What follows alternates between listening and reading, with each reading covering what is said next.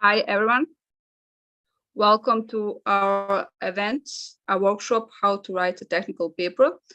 Tonight, we have gathered here with a few, I'm proud to say, people that I know, and some people I need to see in person. But we have here an awesome event, especially for the female engineers that will write in the future technical papers. So this is very important knowledge to share. My name is Valdana Hrnić. I'm the official moderator of this event, and from time to time I will check up on all your questions on the YouTube channel. But the main stars here are Vera Markovic, who is a Region 8 SAC member, and she will introduce you about the student paper contest. Thank you. Thank you. Maria Alexandra Paun. She is here on behalf of, and she will introduce the Region 8V movement. So she will speak more about that later. We have also, and we will have also a member who will speak about Africa Council.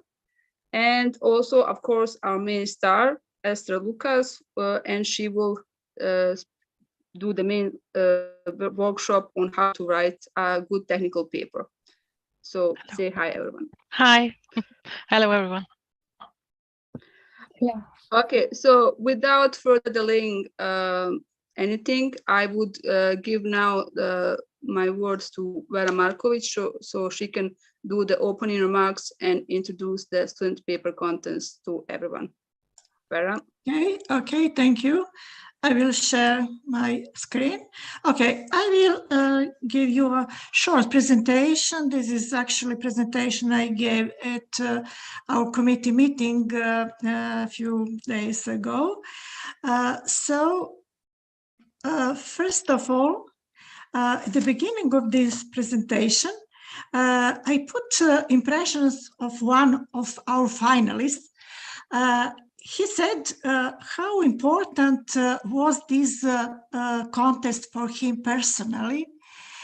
And he said that this contest, this time spent with colleagues and during this conference was a special experience that he will never forget.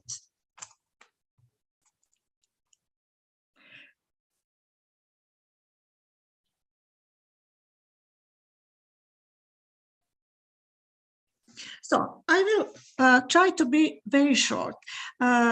This contest, student paper contest, organized by Region 8, is a very old, very traditional contest. Yes. Sorry. Yes. Are you sharing your screen because we cannot see it? Maybe. Really? Yes. Just undo it and try again. Okay. Probably internet. Sorry.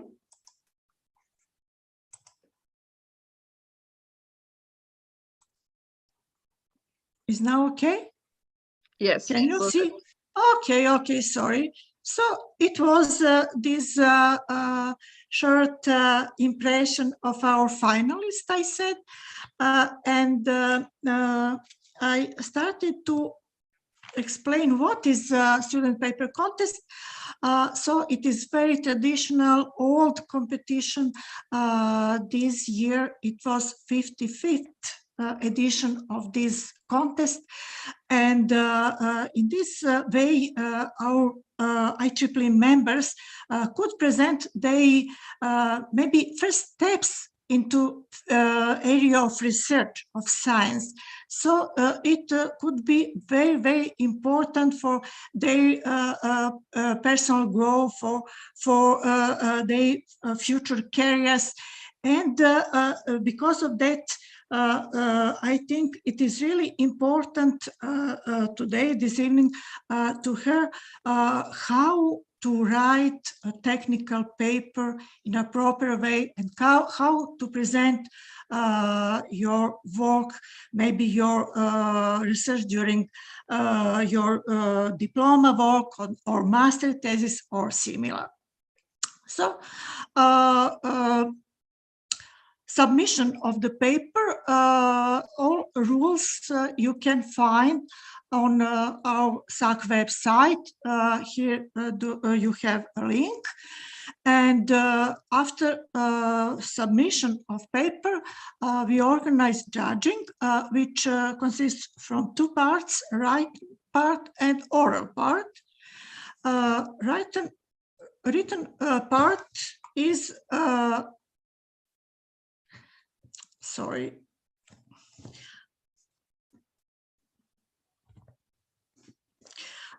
Written part is organized in the way that there is an international jury who judge papers, and we made a ranking list.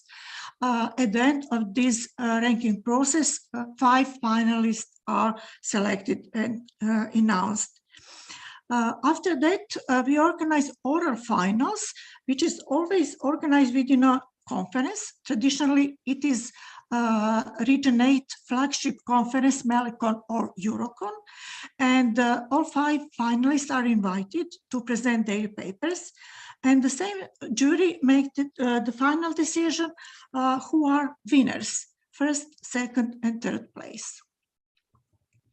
This is our jury, and this year, final part was held within Melicon conference in Palermo, Italy.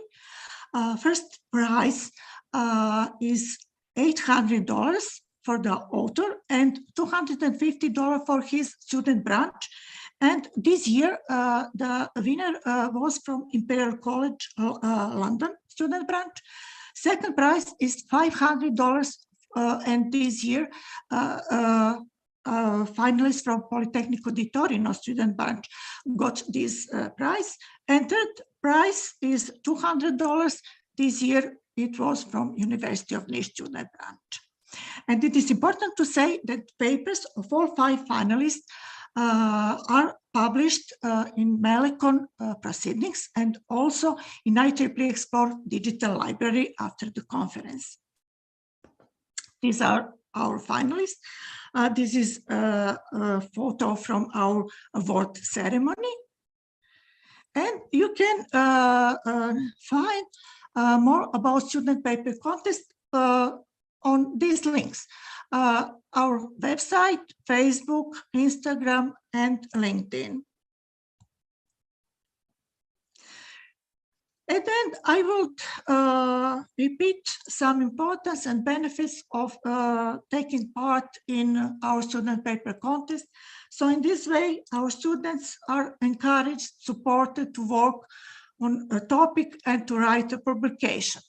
And in this way, we could help students to develop professionally and personally in some ways which are not possible during standard studies and traditional lectures. Of course, our students can be rewarded for their work in this way, and also there are benefits for student branches and sections, which means that in this way, visibility of student branches and sections can be improved. Also, in this way, generally speaking, IEEE could be better promoted in the academic community.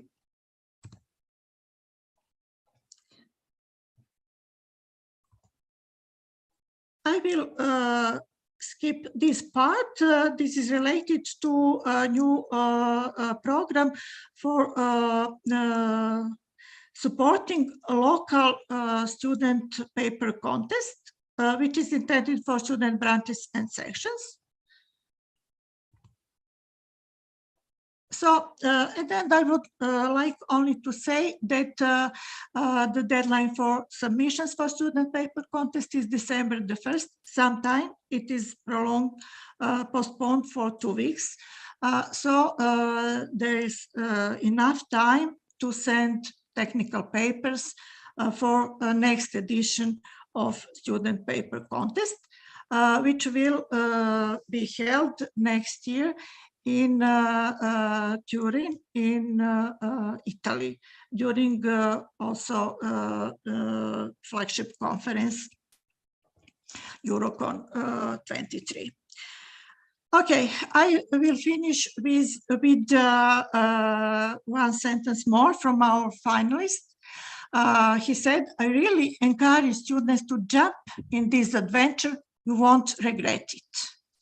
So our finalists had really very, very nice impressions. And I would like to suggest our student members to try to write technical papers and to submit them for our student paper contest. Thank you for your attention. Thank you, Vera. That was very precise. So yes, we will continue now with Maria Alexandra Paun. And as mentioned, she will introduce to you the Region 8 Women in Engineering. Thank you. I would like to share now, but cannot at the moment, I think, because there's still the presentation on, maybe. Yes, few seconds. No problem.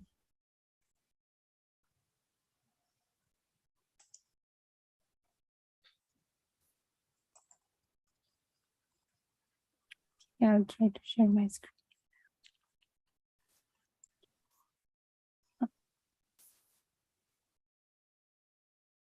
Cannot share the screen because they said it's just only participant can share at a time. Okay, now it's coming.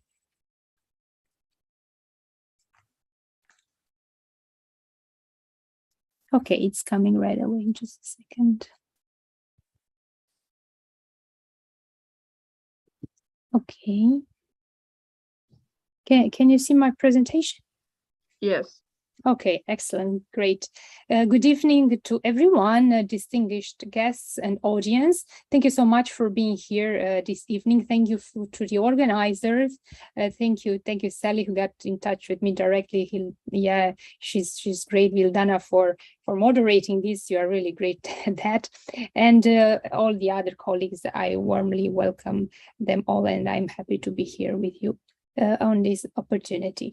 So my name is Maria Alexandra Paun, and I am currently the chair of Region 8 Women in Engineering Subcommittee, and it is my great pleasure to share today a few words on our activities and the initiatives that we are running here at the Region 8 level for the promotion of women in engineering. Here up on this slide is our lovely team. You see, there are nice faces, and I am very happy to have such a committed and hardworking team. If you wanted to get in touch with us, we have a designated webpage where we are posting updates, news, and initiatives frequently. You can write to us. We have here a group email address, and you can also check us out on Facebook, Instagram, and Twitter accounts using the following handle @Region8WIE. And here in this table, you can see our names as well as our individual email addresses if you wanted to get in touch with us directly. Within our team, we also have some designated roles. So if you really wanted to talk about something specific, I welcome you to get in touch with us directly. Now I wanted to share an overview of our activities. At any time, you can find a detailed presentation of our events and initiatives at our webpage. You have the link in this slide. We participated in a number of important and flagship conferences, and as well as we provided technical speakers and organized technical tracks and workshops at various international events. We do believe in our team that digital communication is an important aspect in attracting members and keeping the already existing members updated and satisfied with our activities. In terms of our involvement in conferences, we wanted to share that also we participated in the Region 8 Student and Young Professional Congress in Tunisia. That was in the month of August. We produced quite a lot of opportunities for our subcommittee to be known. We had some workshops, we had the panel discussion, we actually organized the whole track. We participated in Power Africa 2022 in Rwanda. That was great. We also were a bronze sponsor for this conference. We participated in the RTSI conference in Paris in August. I provided a 1-hour presentation. As well, we were a pilot of IEEE ESC 12 conference. We participated in IEEE also Egypt, a student and young professional, which took place in Alexandria in September. Maybe also another good initiative that we are always doing at Region 8 level is also to award. So we have 4 awards for very nice and brilliant volunteers and sections, including our most prestigious Clementina Sadwa Awards. So these were already awarded. So here, I just wanted to give you a very short overview for the sake of time, but I wanted to emphasize on the fact, because we are always talking about statistics and a percentage of females in different technical professions or technical events. So we were really happy that in the SYP event in Tunisia, the females were quite a nice percentage. So 74 females with respect to 132 males. So that was quite a good percentage in terms of attendance. So we were happy about that. So just a few lovely photos for you from this event.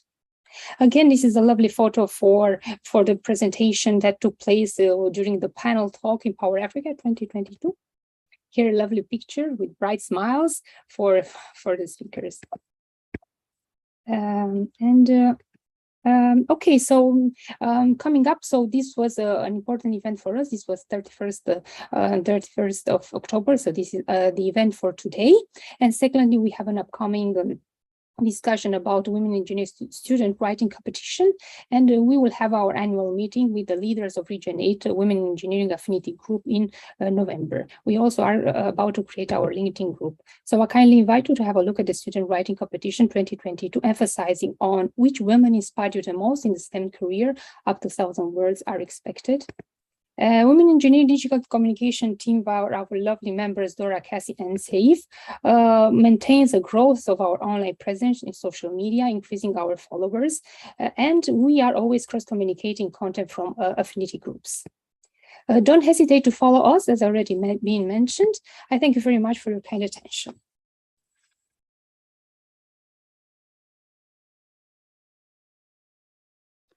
That was also very good. Thank you, Maria. Thank you. So we will continue now.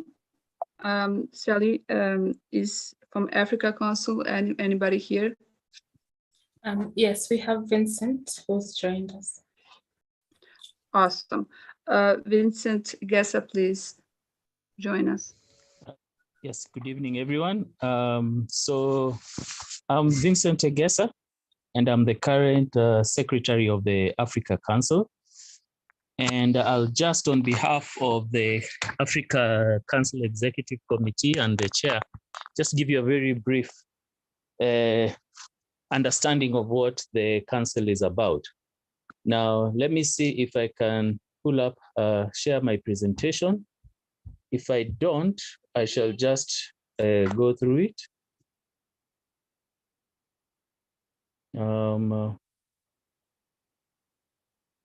1 second.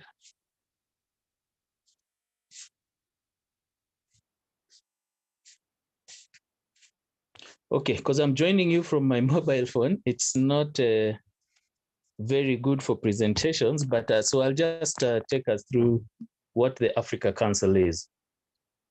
So the Africa Council was formed by a number of sections within the African continent. So it is not like a separate entity on its own.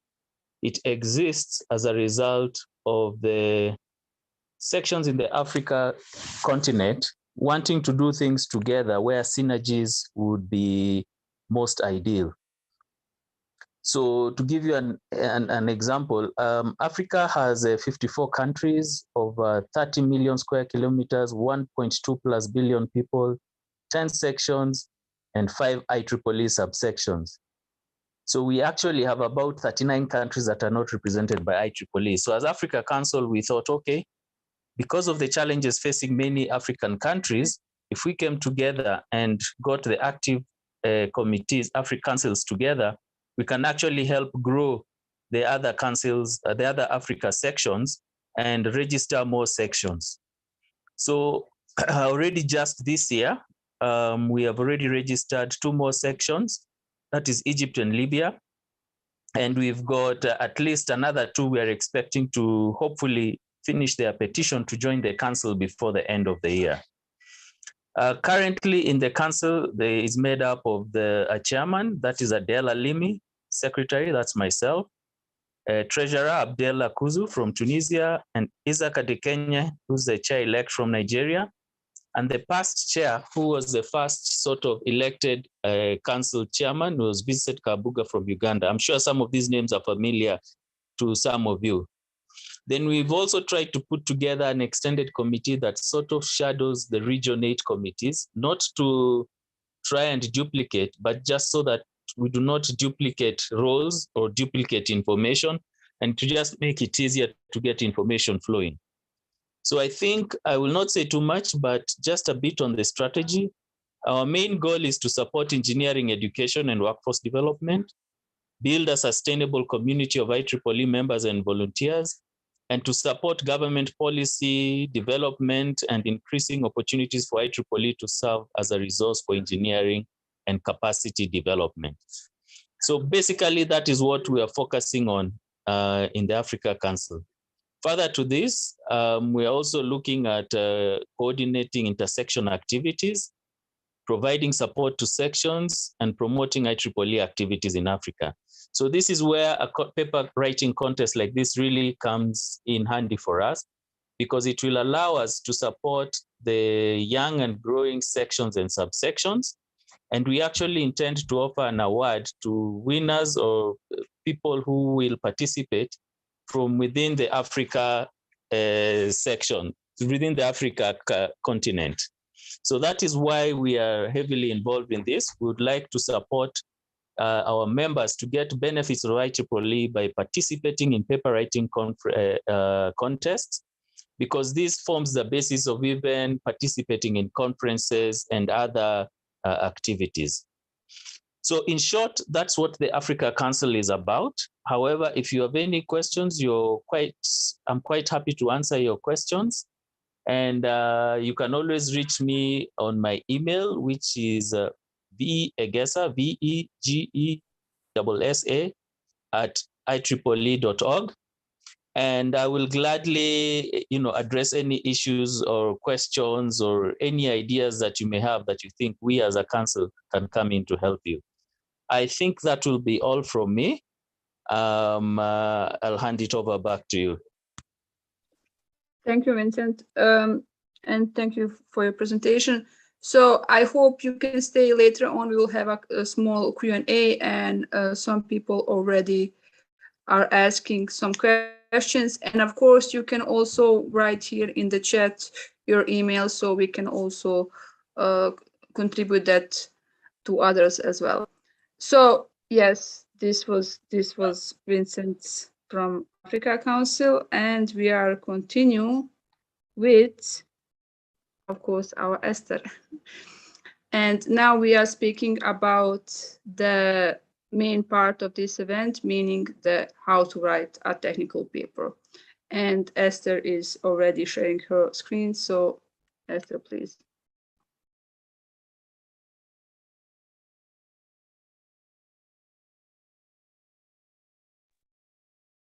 Just unmute yourself.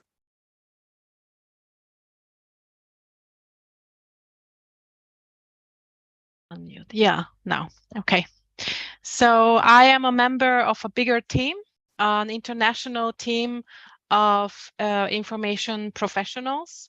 Basically, it's not just me who works in Region 8 countries. You see also my colleague Marcia is covering the UK and Mediterranean region, and Ranbir, who covers all the African countries. All of us are doing trainings, webinars for IEEE Explore users. Several times a year there is an online symposium organized by IEEE, where we talk mainly about open access publishing options. And on the screen, you can see our main email address where you can reach out to us as well. So training@ieee.org. Today, I'm going to talk mainly about journal and conference publications of the IEEE. We have more than 200 different journals and magazines at the IEEE. Approximately 25 of them are fully open access, so they are available and freely available and downloadable to everyone.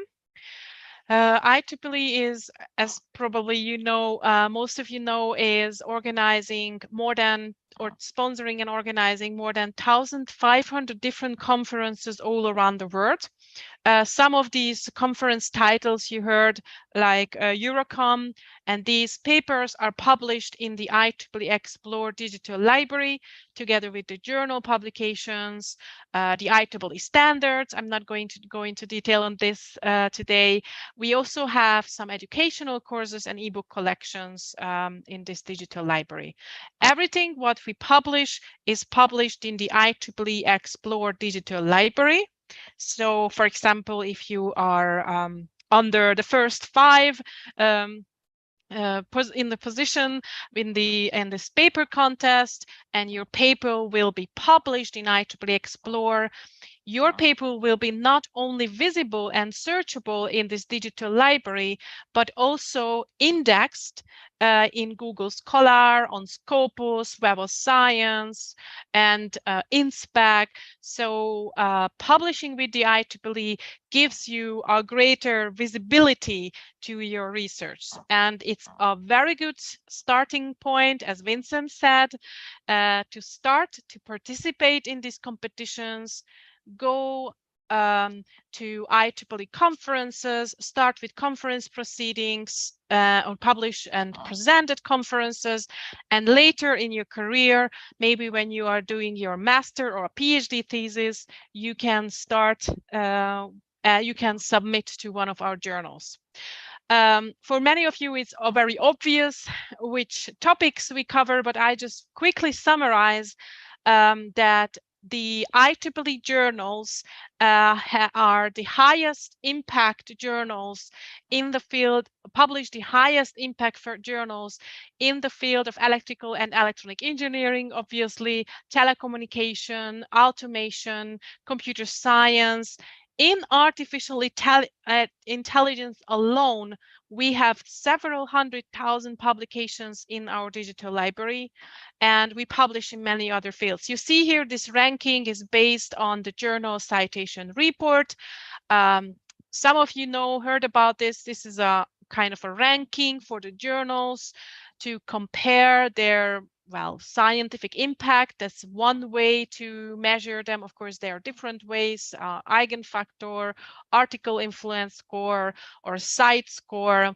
Yeah, but just wanted to mention this, that IEEE is publishing high impact factor journals. And these titles, these new journal titles, we are planning or started to publish already this year. In some of those titles, you see the name open. That means these are going to be fully open access journals. Some of these titles are not published by the IEEE, but they're going to be available in IEEE Explore. Some of them are open access. And the next year coming up titles, and these are really just the new journal titles we're starting. We are continuing to publish those more than 200, and these are just the new ones, what we are planning for next year.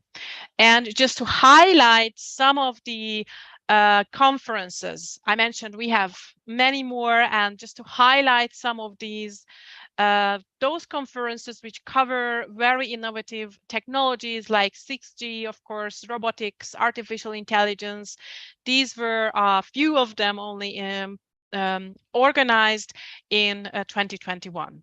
Usually when you are publishing at a conference, you are presenting at a conference, your paper is published within 3 to 6 months in IEEE Explore after the conference took place. So just if you would like to know how long it takes for a conference paper to get published in IEEE Explore, this is usually 3 to 6 months after the conference. Some of the conferences are taking place virtually, some of them are hybrid, many of them return to in person. You can find all these details on the conference's website, but we will get there to the point how to actually find a good fit for your publication. But why do authors publish? Some of them, of course, your main goal is to share your research with the global scientific community. So when you publish in Explore, I mentioned this digital library is subscribed and used by many different technical universities around the world, corporations. They are using this database daily to find for relevant literature, to find the latest technology, the latest solutions, and this content is indexed also in other databases. So not just in IEEE Explore, but someone is using Google Scholar, they can find your paper and link to IEEE Explore to your paper. And adding a peer-reviewed publication to your CV can help you or can lead your career to advancement, and of course is a prestigious. You can list it on your CV that you have been published already. You can get citations. That's also can be important, especially when you are planning a future in research, or you would like to do your PhD.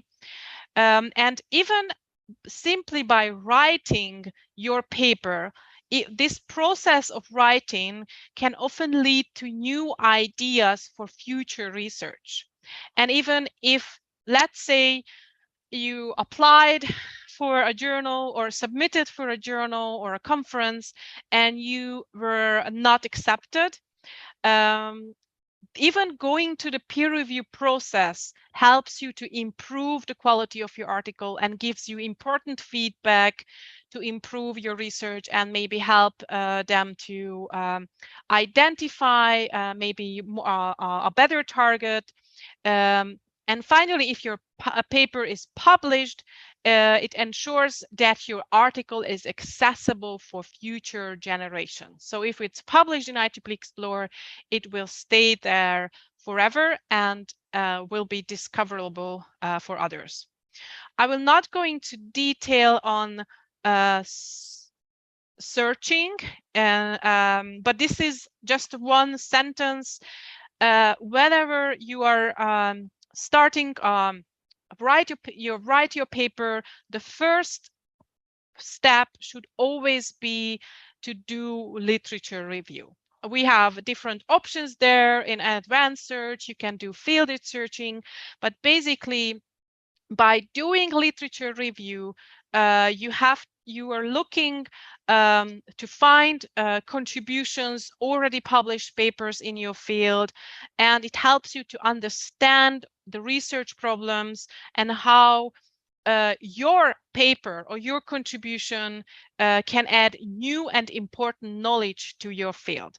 And to decide what is an important research problem and how you could contribute something new and important to that, you have to do literature review. Literature review searching in IEEE Explore, but also in other databases. And one tip for so all of you, I think a best is, and it saves you a lot of time when you are creating your own personal user account in IEEE Explore. I think if you have an IEEE membership, you already have your account. You can just log in with that username and password, your email address and the password. And with the personal account, you can change your preferences, you can save searches, you can save alerts, you can save your favorites, etc. And one new feature in IEEE Explore with the personal account is the ability to create and save citations into your project folders in IEEE Explore. So this feature is available for everyone. This will be very important later when you're going to write your paper. You have to give proper credit to the previous papers when you are using papers. Of course, you are building your every research builds on previous research, so you have to properly cite and give credit to other authors. And this is a great way to track those papers and that literature, what you read and going to use, and also to avoid plagiarism, to avoid that you forgot to cite something which has not been your own idea, but you read somewhere. It is important to save these citations, and you can create these research project folders, and you can create several ones for different papers. Another tip, if you know authors who frequently publish in a field, who are the experts or your supervisor or your professor, those authors who publish frequently in IEEE Explore, they have an own author profile, and this author profile can be saved as an author alert with when you are logged in with your personal profile, personal login. You can save author searches or author name searches. That means you can get notifications when a new paper of this author has been published. You can also see, of course, the citation data. And if you are in the future also you publish several articles, conference, even if it's a conference papers, you will also get this profile. And you will also see the list of all your publications. You can present this profile. It gives you also a visibility for others. And we are tracking the citations, of course, to your paper. And this will be summarized on your author profile. Another tip, whenever you found a relevant journal or conference article, which includes citations to other papers, you can download those papers as well, or export the citation of those citations as well into either your research project folder, or to Collabratech if you're using Collabratech, or into different citation manager programs. Usually the paper citations can be exported in different formats, different forms, so you can use this possibility as well. Okay, so this was very quick about the importance of literature review, collecting your citations before you write your paper, and some tips how to use the personal login. I just would like to quickly show you that on IEEE Explore, you can create this account if you don't have. If you are not an IEEE member, you can create. This is available for everyone. And if you are a member, you can log in with this personal sign in, and then you will your name will be visible. And after this step, you can use the saving search alerts, etc., and the project folders, etc., in IEEE Explore. IEEE covers many different areas of technology. We are a multidisciplinary publisher and cover all areas of technology. Of course, it's a big emphasis, electrical engineering, computer science, but many different fields. Even if you study sport or music, but your research or your interest is related to technology, you will definitely going to be able to find at least a conference where you could submit a paper. Okay, so we travel all areas of technology, and we have hundreds of thousands of publications, and IEEE Explore is a good source to start. I wanted to add just one slide on predatory publishing, especially and how to avoid predatory publishers, especially younger researchers or younger students who are not as experienced with what publishing actually means, how to find a good fit for your publication, which publishers are reliable. We have a dedicated website and actually a very good article on this, including tips on how to avoid predatory publishers. For example, if you receive an invitation from an unknown publisher, what you should check. First of all, the reputation of the publisher. Are you unfamiliar with the publisher? Check with your supervisor, your student colleagues, if they have ever heard about that publisher. You can check, of course, the social media channels of that publisher. Check the quality of the journal, how to check this, who are the editors, who are members of the editorial board. Is the journal indexed in Web of Science or Scopus or Google Scholar? So this article includes some tips, and I will share them. Oh, if I can find the chat, in the chat with everyone.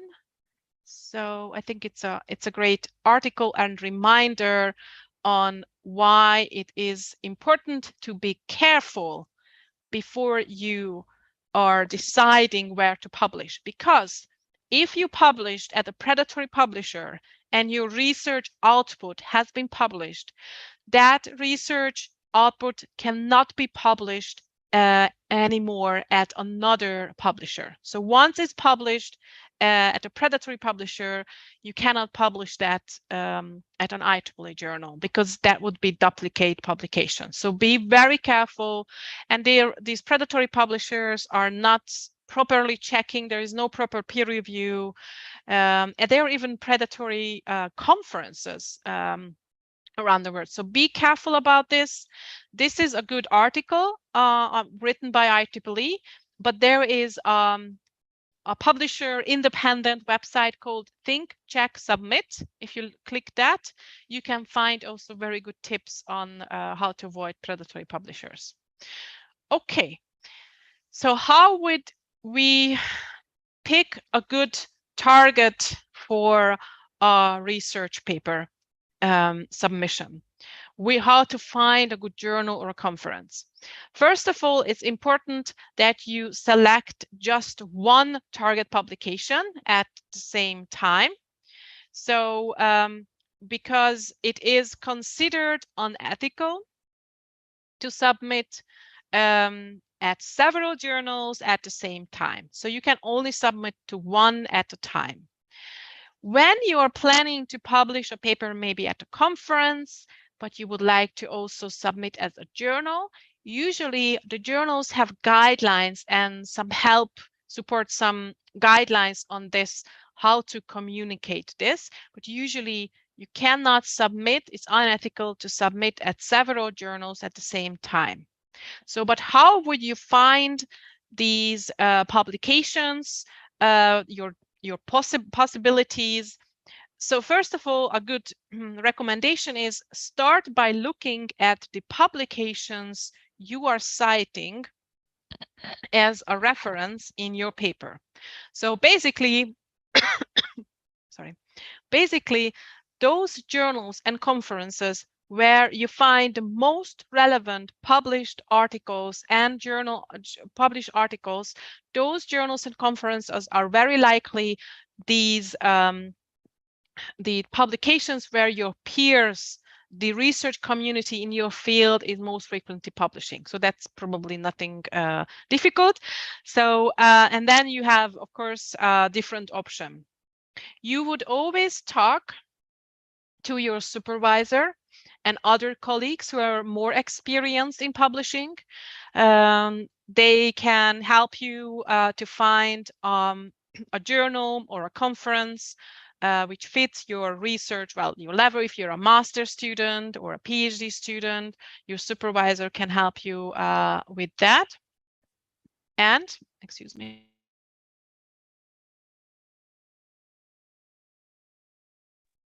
Okay, and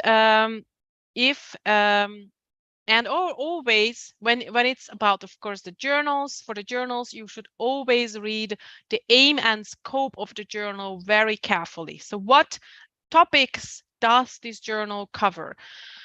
If you go in more into detail, what type of articles are they publishing? Are they going to publish if you write a review paper?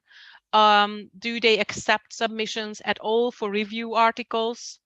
And what type of articles, maybe a tutorial, and is it possible to publish a tutorial in a certain journal? So all this is written on the author's resources, but the first is to read carefully the aim and scope of the journal.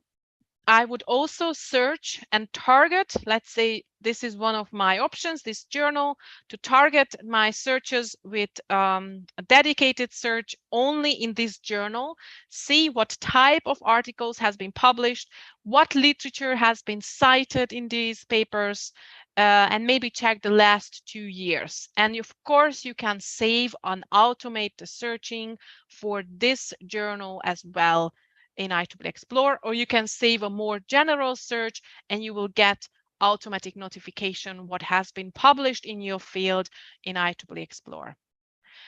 And if you are, you know about this, you have, you try to find, but you really need a first kick to find a good journal. We have the IEEE Publication Recommender for you, developed for authors, where you enter your keyword into the IEEE Publication Recommender search field, or you can even upload an abstract, and that tool will help you to find relevant journals in your field, ranked by by relevance.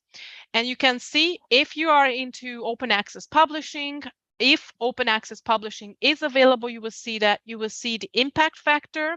And when I say impact factor, this is again important, I mean the impact factor published in the journal citation report. This is a report published every year by Clarivate Analytics. This is the impact factor, what I mean. You can also see the approximate time between submission and publication in IEEE Explore Digital Library.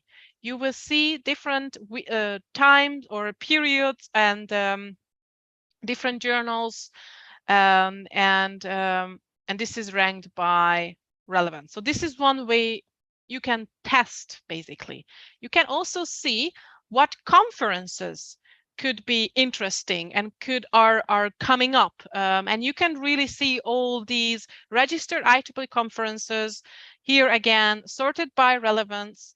You can see and show them on the map. You will see if they are hybrid or virtual. Even if they're virtual, maybe it's a better option, because you don't have to travel to the conference. There are less cost involved for the conference. So the same way you can find out the most relevant conferences. The big difference, of course, there are many different options. They are between conference papers and journal articles, but the submission for the conference papers, but basically the submission starts on the website of the conference, and this changes usually every year. The conferences are organized every year, every second year. They have a deadline usually for abstract submissions, where you submit your abstract first. Sometimes they request the full paper at the first submission. And for the journals, you start the submission. You can start the submission via IEEE Explore website. Another tip, at the IEEE, we have 39 different societies. You probably heard some of them are very well known: the Power and Energy Society, Computer Society, and many different others. These societies are responsible for most of our journals and many of our IEEE conferences. You will find very detailed information on the website of the societies on the publications. And this is an example. You can see, for example, an overview about what conferences this society is planning to organize. You can read the call for papers information for only those conferences from that society. And for the journals, sometimes the journals are planning to publish a special issue. That's also a great way to, maybe there is a special issue coming up in your field. So I would always recommend to check out the society's website. Check also if it's possible to submit supplemental items to support your article with code, data set, or other data, video. Is it possible to publish a video abstract, a graphical abstract? This all helps you to make your research more visible and also to prove the reproducibility of the research, what you're doing. So if you can share code and data set, and all the policy, it's very detailed, usually described on the website of the society. So always visit the website of that IEEE society who is sponsoring the IEEE journal or the conference. And this is very easy to find out. This is usually on the web page of the journal or on the website of the conference. Yes, and all these other tips on what to be aware of before you publish or you write or you submit. This is a very detailed description. And this is much more specific to that journal because today what I'm talking about is more general. This is much more specific information for authors. Also on the article types, the different templates, etc. So what are the differences between the content types, conference, paper, and journal article? And this is, again, a very general definition. IEEE is publishing both. But in general, conferences are meant for preliminary findings of ongoing research, and journals are for fully developed findings of completed research. Both of them undergo peer review, but the peer review is different. And both publications are checked for plagiarism before, of course, they are published in IEEE Explorer Digital Library. If you would like to publish open access, be aware that open access publishing option is only available currently for journals, and there is no open access program for conferences yet. It's also important to note that IEEE authors are expected to present their findings.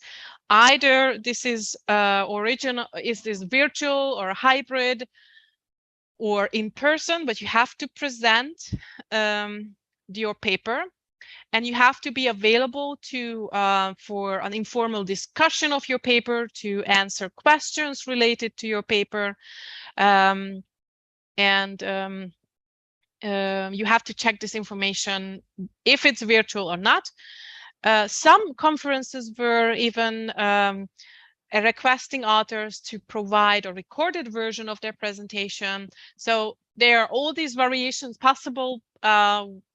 Please feel free and please check the website of the conference, what your target conference is requiring you, how to present your paper. Yeah, so these are the differences. There are different templates, of course. I just wanted to recommend to share the link, IEEE Publication Recommender, with everyone. I think this is a great. If you are a student and you really have no idea where to start, that is a good starting point. This is the IEEE Publication Recommender. And if you need any templates,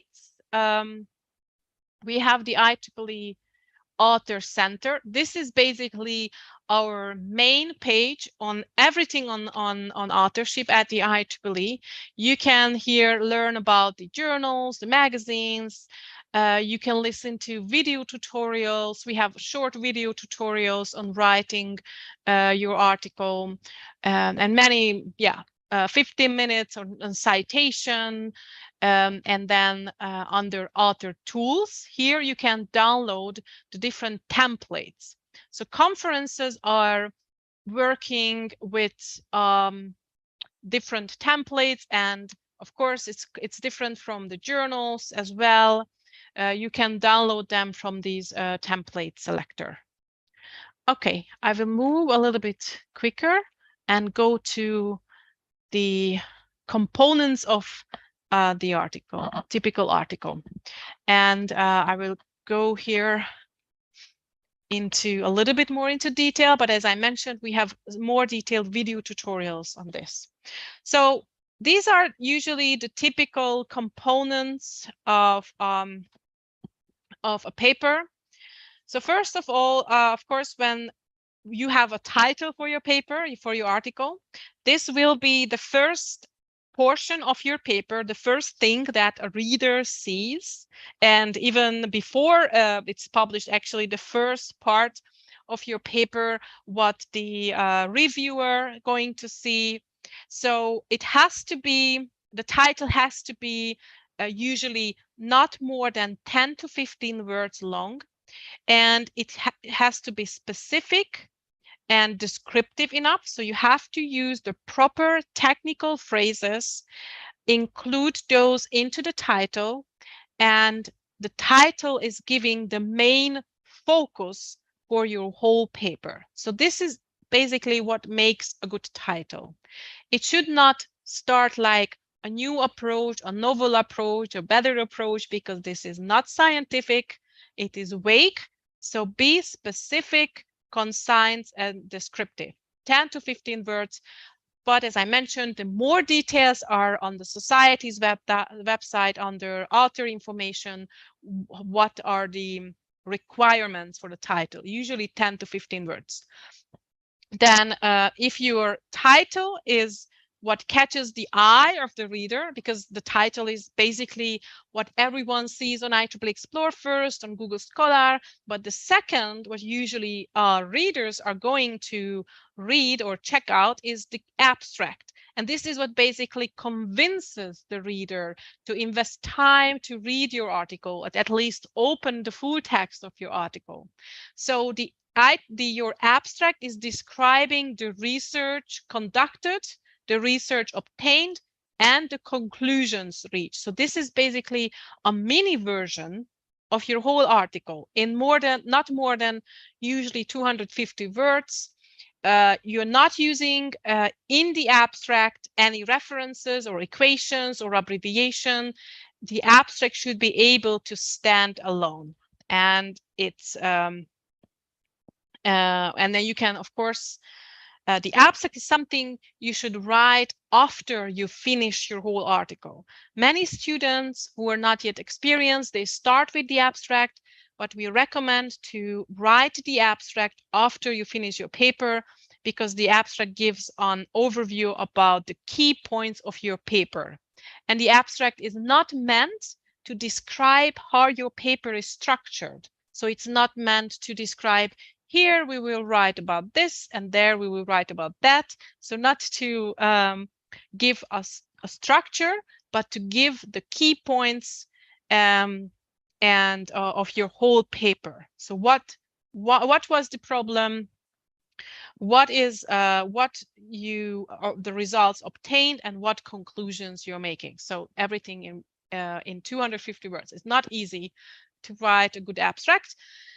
And your introduction section is including the review of the existing literature to position your research in your field.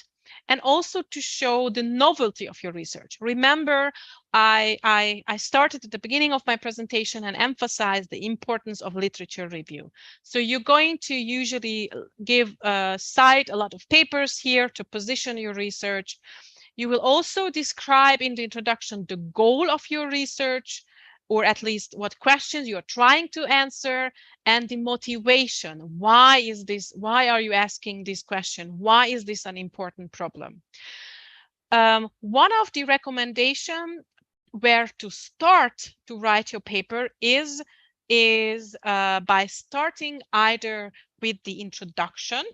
So just before you start the title, the abstract, of course, at the end, as I mentioned, the introduction part of your paper is a very good part of the paper where you could start to write actually the paper.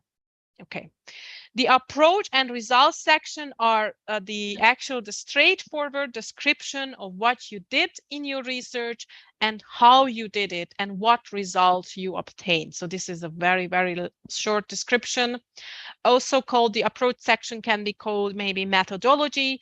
Basically, you are describing the processes, what you used, and this has to be without interpretation or analysis, just simply straightforward description.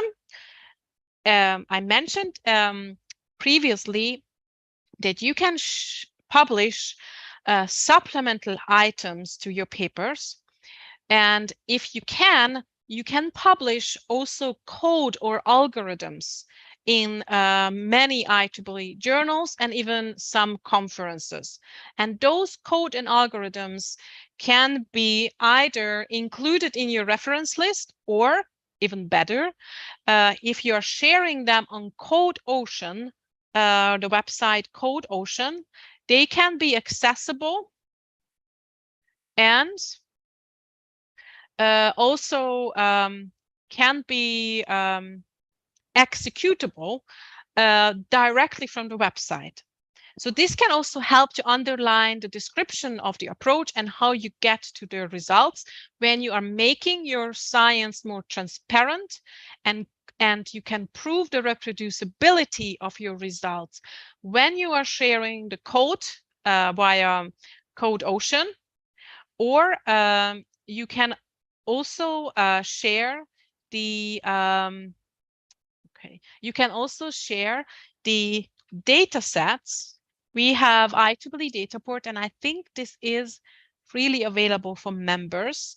If you would like to share the simple data sets up to 2 terabytes in different fields, you can find here a data sets published: artificial intelligence, image processing, social sciences, even signal processing.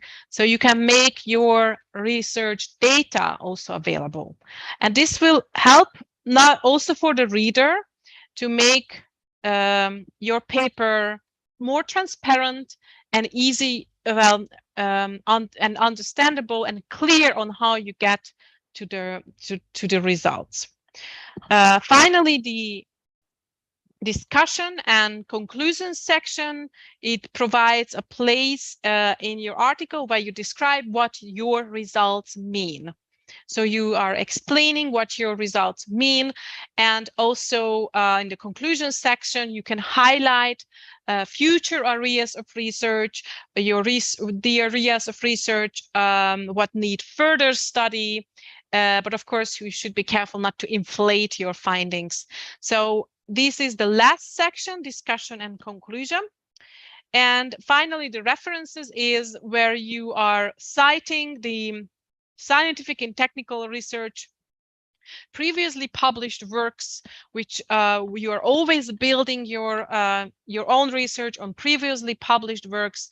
You have to give proper credit, give reference, attributions to these preceding body of work, and you have to cite references that directly support your work, and avoid to inflate citation, but adding maybe those only citations from only the highest impact factor journals. So only work which is directly supporting your work should be cited here.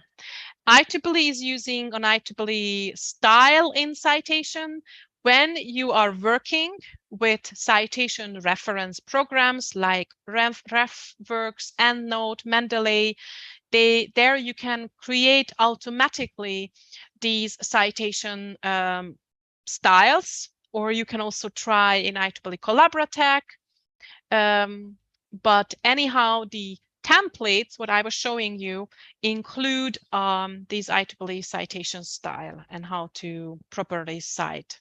You will see there also Word templates or LaTeX templates, what you can use for writing. So this was a very short description about the components of an article, but you can see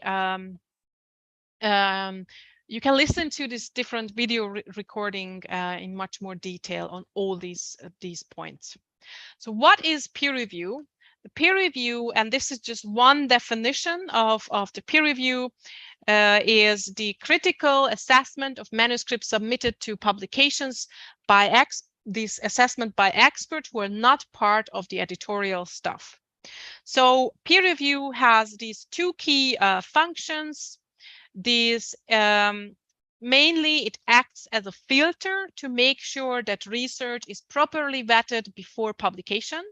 Secondly, it is also improving or helping to improve the article's quality by owning key points, identifying errors or holes, and giving constructive feedback and suggestions. So 2 points. And it's important to remember that peer review should be constructive. It's never meant to be very challenging or too unfair, but it has to be or very adversarial. It has to help you to improve your article, even if your article is maybe rejected. And here you see on the screen a very simplified overview about what peer review means. And in many of our journals, these journals may differ. The peer review may function a little bit different. Also, conferences function a little bit different. But this gives you a general idea about what happens after you click submit to at one of our journals. So after the article has been submitted, it is often pre-screened first to make sure that it is complete, that the article is following the journal requirements, you are using the correct template, after that step, the article is sent to the editor-in-chief, who may reject the article without peer review if, for example, the article is out of the publication scope. This is what other publishers, I think, also call desk reject. The author also may reject the article if it's in an improper format, but in this case, the author is invited to correct and resubmit the article. Once this pre-screen page step is passed, the editor-in-chief will assign the article to an associate editor, and this associate editor is the one who is going to contact the experts, the reviewers, and ask them to evaluate the article. Once these reviewer reports are completed by these experts, and this can sometimes take several months, sometimes it's difficult to find a reviewer, sometimes, difficult to find a reviewer who accepts the review, and they are very busy expert. Of course, sometimes this whole process can take longer. But the system, we are sending out reminders to the reviewers. These reviewer reports are completed. The associate editor is going to read them and make a recommendation to the editor-in-chief, who is then issuing the final article decision. Okay, so, and you see the reviewer reports in our online submission form. So you can see these evaluations from the reviewers. And based on these reports and the recommendation to the editor-in-chief, it will be decided if your article is going to be accepted. In this case, you will receive more information about next steps, like selecting a license, a publishing license, then signing the reviewing or reviewing the proof or signing the publishing agreement. And if your article receives a revision decision, you have to send back a point-by-point reply to each comments made by the reviewers and submit that letter along with the revised article as per the instructions provided. You can make it much easier and speed up the peer review process if you're very carefully going through these recommendations and the comments made by the reviewer, and you make the revisions in your article and send it back. You will get usually 30-45 days as a deadline for this. And finally, or if your article is rejected, you will see, of course, the recommendations and the evaluations from the reviewer, which you can use to improve your article and maybe submit it to your second choice of publication. So this is a very simplified description of what happens when you submit an article to one of our journals. As I mentioned, that the conferences and the journals, they are a little bit different peer review, but these are basically the points what reviewers and editors are looking for when they are receiving your submitted article. First of all, at the very beginning, you remember this pre-screening happens, the pre-screening where they check does this article, the topic of the article fits the publication. Secondly, they are checking the reported methods and the rationale, if it's valid, and is that accompanied by appropriate supporting data and references. So they are checking, they are validating the research. And as I mentioned, you can underline this and you can make it more transparent if you are sharing code or data sets, even as a supplement to your publication. They are checking if this is original material, which is different from or distinct from previous publications. They're very carefully check this to avoid this whole, of course, you would do literature review at the very beginning of your research to make sure that your goal for research is trying to solve a new and important, well, it's new and it's trying to solve an important problem, or at least you're trying to, when you are asking an important question. Then they're checking is on the importance of your research. Is this significant enough? Are these findings significant findings to an important problem? They will check if you have expressed your ideas clearly and concisely. For this, of course, many of us are non-native speakers. I think the best way to improve your writing skills are reading a lot of articles. Try to find and analyze, and you are engineers, you're very good in analyzing the or very analytical, how their good articles are structured, maybe how the sentences are structured, which typical technical keywords you should use, phrases you should use to make it clear. You should not write very long sentences.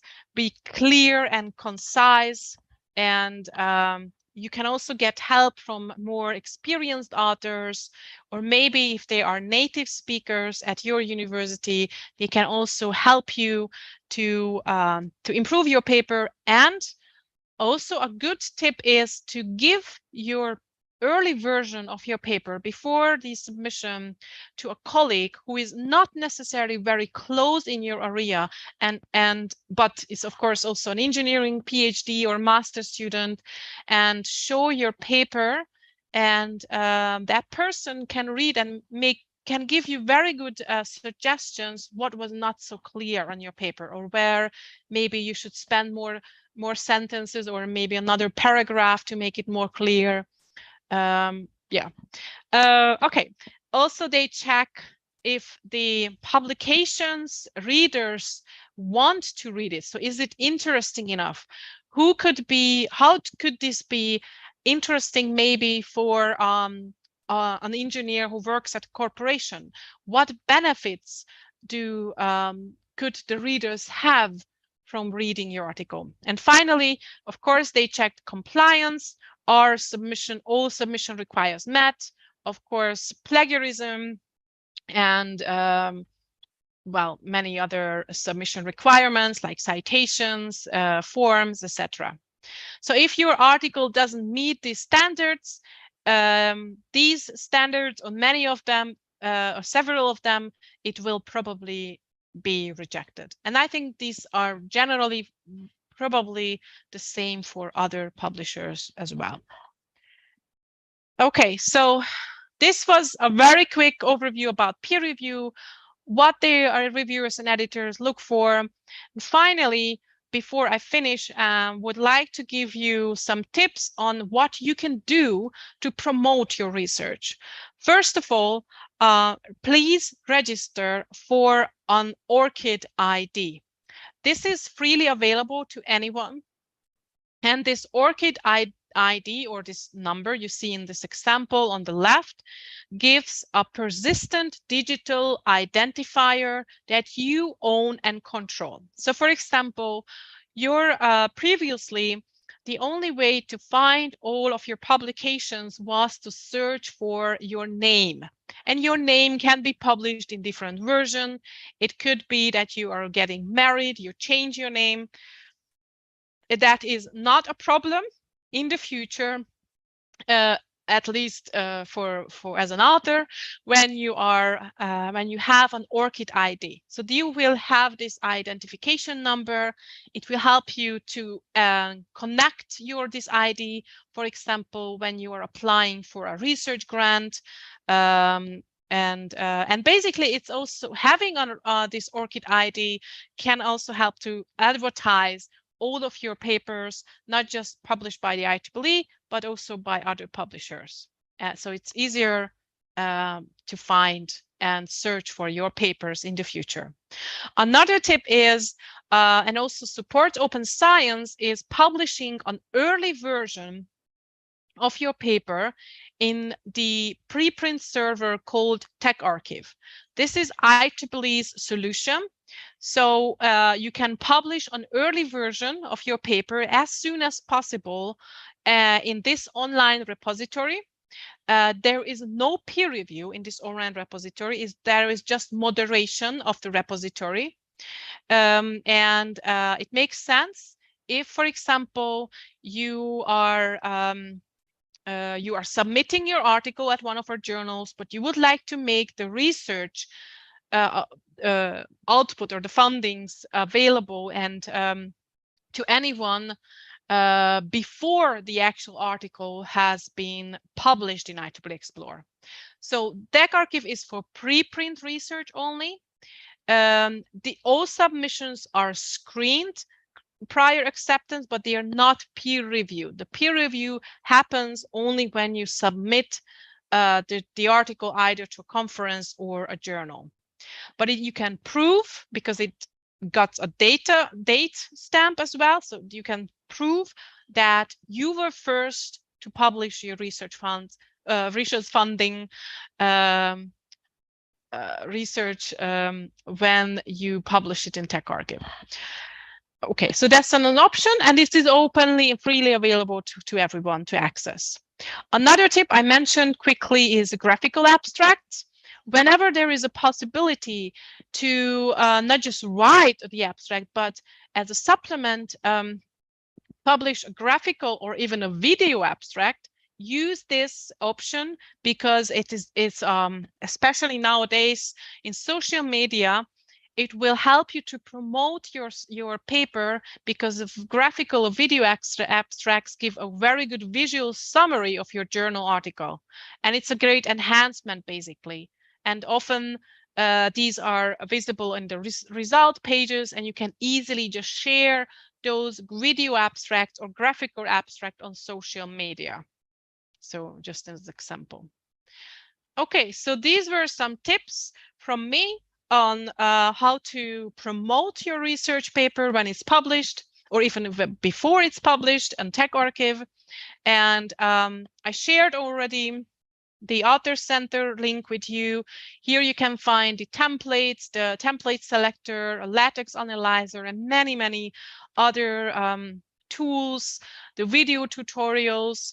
I recommend that you also subscribe to the author's newsletter. If you are interested in how to publish open access, the open.ieee.org is our main website dedicated to open access. The IEEE Access Mega Journal is one of our most successful or fully open access journals. You can check it out as well. We have IEEE has closed, especially in Europe, open access agreements with different countries. If you would like to attend a more detailed webinar and earn an IEEE certificate, this is our website. We'll just quickly, and you can just, they are on-demand webinars now. So I will just quickly put this into the chat. Yep. So, and you can get an instantly an IEEE certificate if you attended these, if you attend or listen to these webinars. Finally, if you have questions, here, this is my email address.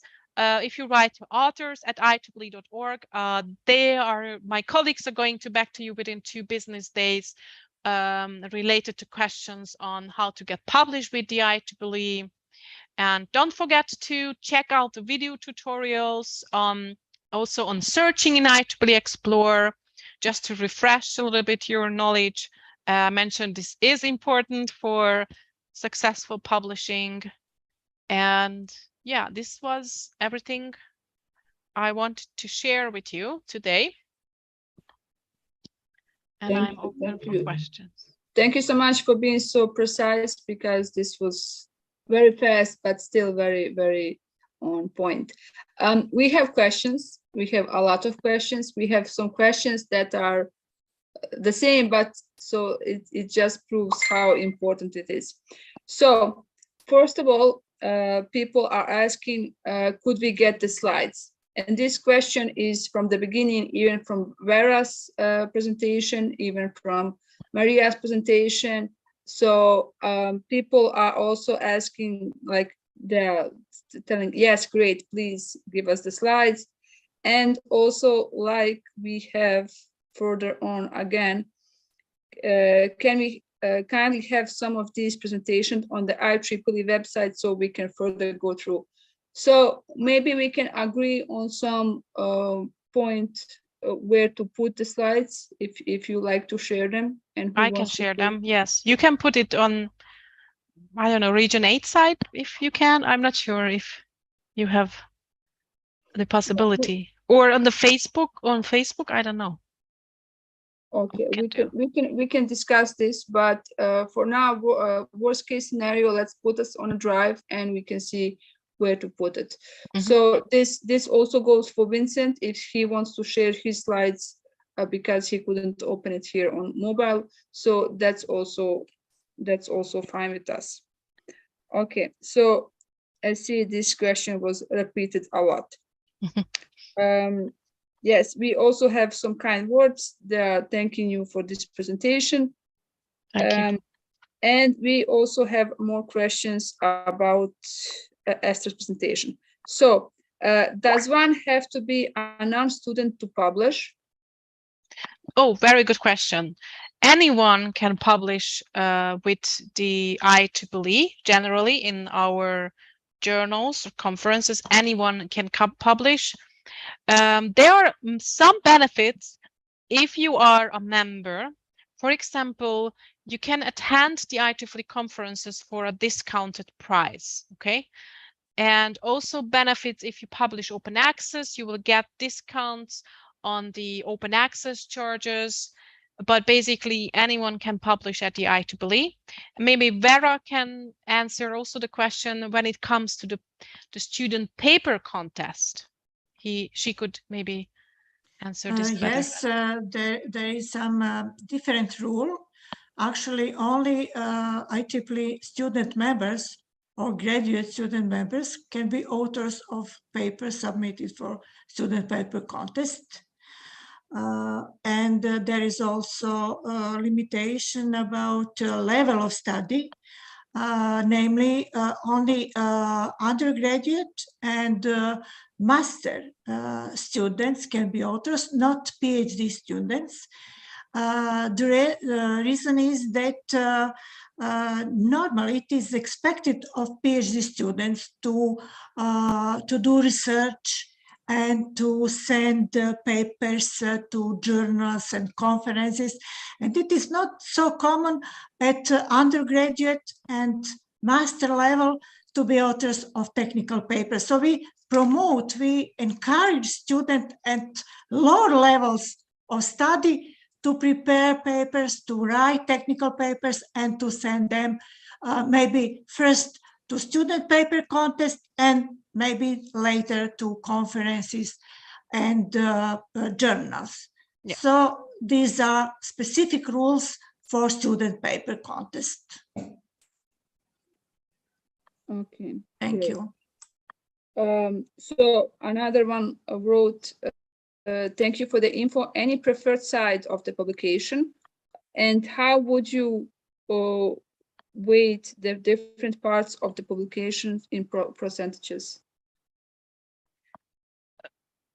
Do you need me to repeat? There were two questions in the same comment. Yeah. Okay. So the first one was any preferred size of the publication, maybe how long? I know what it means. Yeah.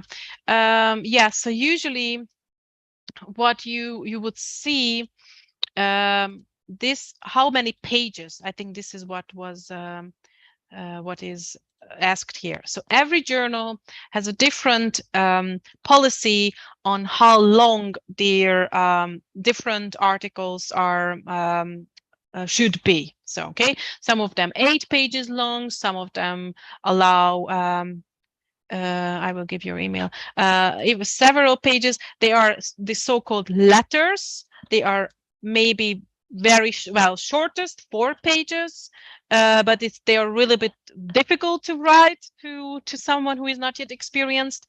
Conference papers are usually 4 to 6 pages long, so it really depends on the publication. And I will leave now to Vera to answer it for the student paper contest. How long should the papers be? It's limited to 6 pages. Yeah, it's like a conference paper. Yes, yeah. Yes. Okay. And the second question was? So the second question in this comment was, and how would you weight the different parts of the publication in percentages? I think it refers on the size of the whole article, how much should how be, long should be the introduction, yes, and things exactly, like that. Yeah. Oh, well, I don't think I can tell you that.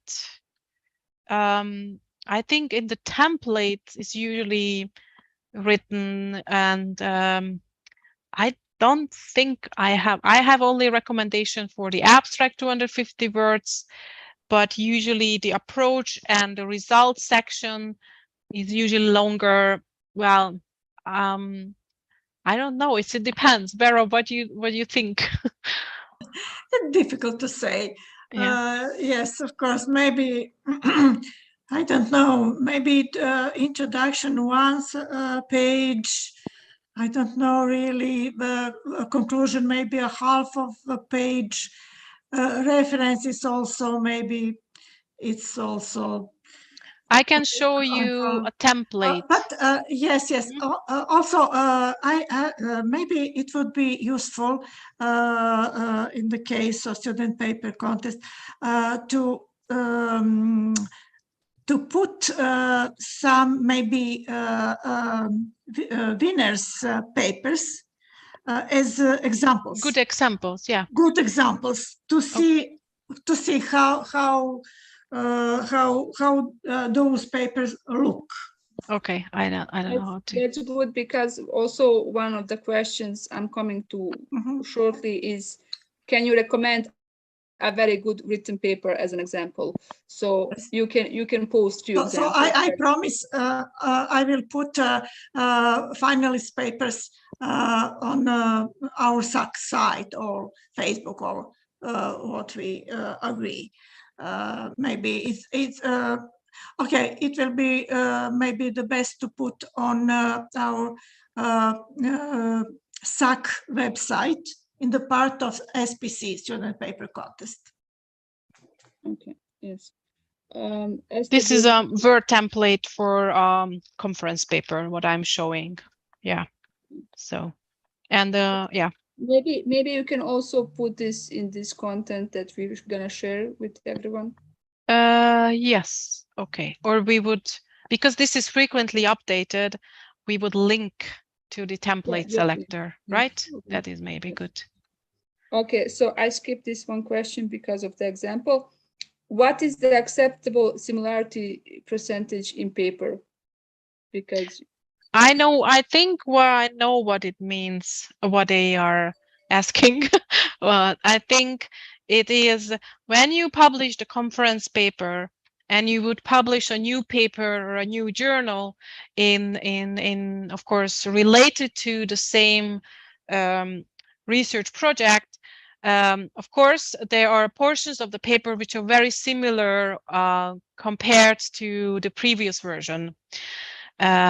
First of all, you should never copy and paste text from a previously published conference paper or journal article, even if it is related to the same research project. So because it can be categorized as self-plagiarism. So you are copy and pasting text. So you should at least try to rephrase it, even if the introduction is very similar.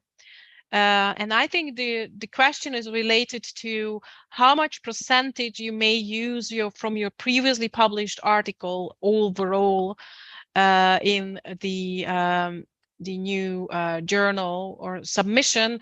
And there are some recommendations from the IEEE, for example, if you would like to work on your conference paper and make a journal article, it depends really on the journal. Maybe 40% only, but it's definitely, we're not going to tell you what our plagiarism checker is checking over the overlap, of course, because we would like to avoid, and every publisher would like to avoid, duplicate publications. So you cannot copy and paste text from previously published journal or conference articles. You have to rephrase it, but it's, of course, it is possible to enhance a conference paper to a journal article. So I would say go to the journal article and check out the policy where you would like to submit your paper, and that's it's often described there. I hope I answered the question. Yes, I think if it comes that the person is asking how much can it copy by itself, but to be fair, in this sentence, it didn't really say if it's, her or his own paper or the similarity between someone else's paper. Oh, so no, then nothing. No, of course, no copy and pasting from other authors. That's absolute plagiarism, and that is not ethical, and this will be filtered out. And actually, at the very, very first step, no copy pasting. Just to be sure, we wanted to say that. Okay. No, I'm just telling, you never know. Okay. Yes. Okay, so the next one is, I came late for the meeting. Will a recording be available? I can answer this. Yes, the recording will stay on our YouTube. So feel free to look it up later or send friends. Okay, other comments. Thank you, Esther. Is the IEEE publication free? Yeah, well, one portion of IEEE Explore is open access. It's unfortunately not yet a lot is open access, because this is whole new process which is just started. Most of the content is not available freely, but I think members, if you have no institutional access because your university does not have access to IEEE Explore or subscription, then I think there is a member digital library what you could consider to subscribe to, where you have at least a limited number of downloads to papers. But we do have 25 or 26 fully open access journals at the IEEE. And one of the biggest, or is well known, is the IEEE Access, which has more than 50,000 open access articles. Yes, and there are, so there is it's a portion of IEEE Explore is open access, but it's still a smaller portion. But there is a lot of open access publications and manuscript available. It's a teaser. You have to get more into IEEE to get everything. Yes. Yeah. Okay, good. One comment. Great webinar. Thank you, and greetings from Ukraine. Thank you. Greetings back. And then we have another comment. I'm working on a paper right now. Who do I get in touch with specifically for guidance? Is there a representative here on the panel today? I think this person maybe is looking for a mentor. Well, yeah. I would say if you're working now, you should go to the Author Center first. Here and there, you can start to. I shared this. I think this link. I hope someone is sharing this on YouTube. So you can start here. Okay. You can read here. The video tutorials are very good to start with, but I don't think we do not have like a mentoring program. I think your supervisor, your professor are the best mentors, but I don't know about other IEEE related mentoring program for authors.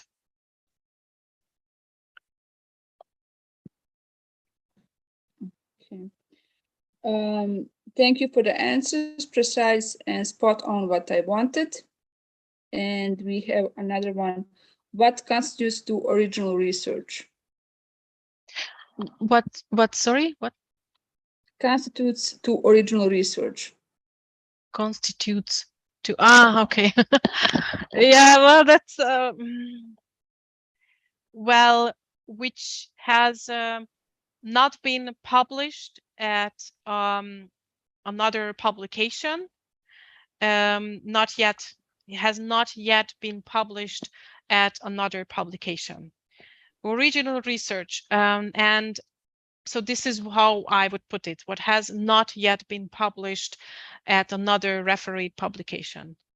That is original research. But that's, of course, it's a very, well, what makes it original? I think that is the question. I would put it like it has not yet been published somewhere else. And we have to be careful. I mentioned the tech archive, you remember. So there is some other journals and maybe other publishers. You have to be careful and check on their websites if they accept those submissions which were published already on preprint servers.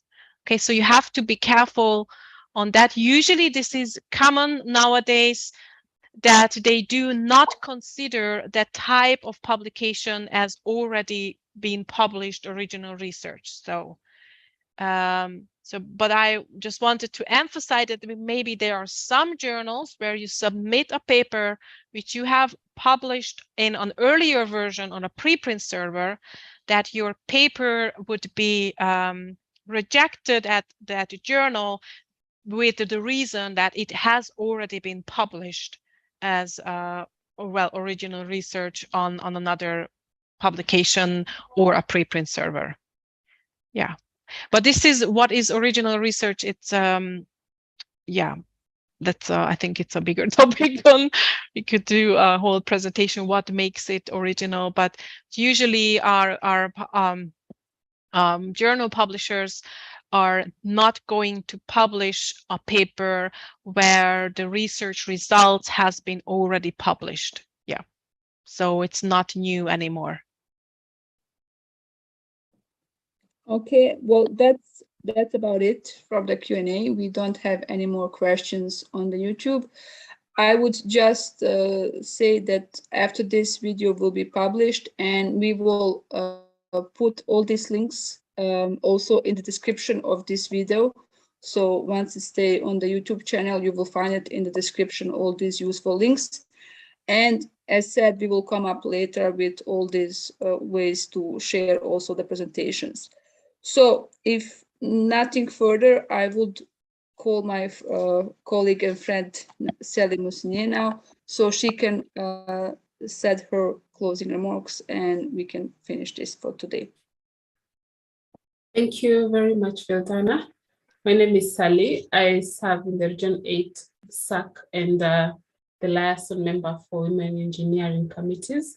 And it's been indeed a great pleasure having all of us here on this call this evening to understand on how to prepare a good technical paper writing skill and also prepare a good research paper.